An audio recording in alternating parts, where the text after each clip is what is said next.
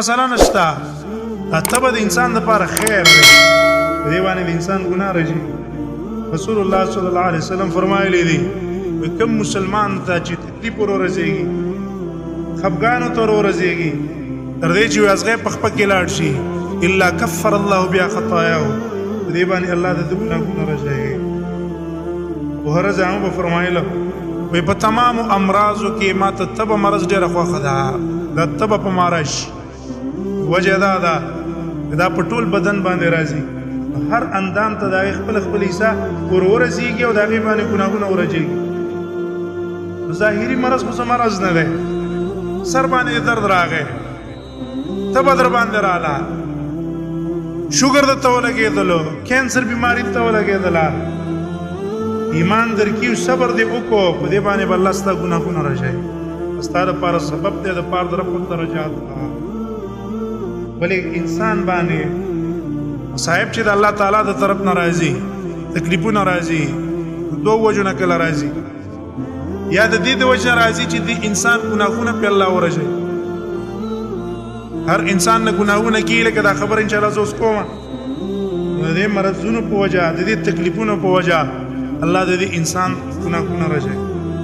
ډېر پاره چې الله تفاق لاړ شي کله دا انسان صبر وکي په دې باندې او دې باندې رضا شي اجازه پځه وکړه په دې اجازه پځه باندې په زید ګناهونو راځي باندې د نورم ګناه کی ها دویم انسان باندې مصیبت او تکلیفونه د الله تعالی د طرف ناراضي دا ډېر اوچت ولید الله ته ډېر مقربي ډېر محبوب وي الله تعالی ته بهم په باندې تکلیفونه راولي په باندې مرزونه راولي په مصیبتونه راولي د دې کې غرض رفع الدرجات دي انسان درجات الله بلند چته کی درجات الله له چت درجات ورکی په دې وجه باندې الله تعالی د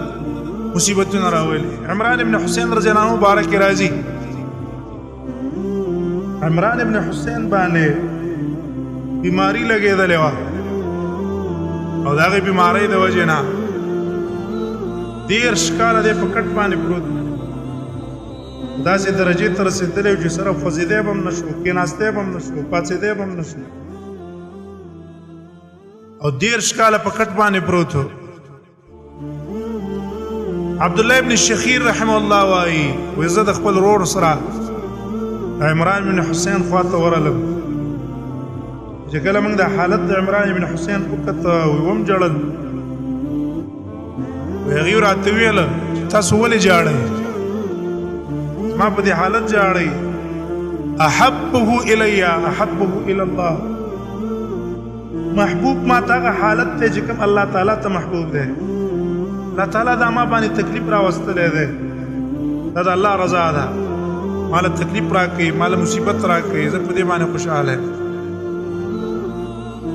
او دا خبره واوري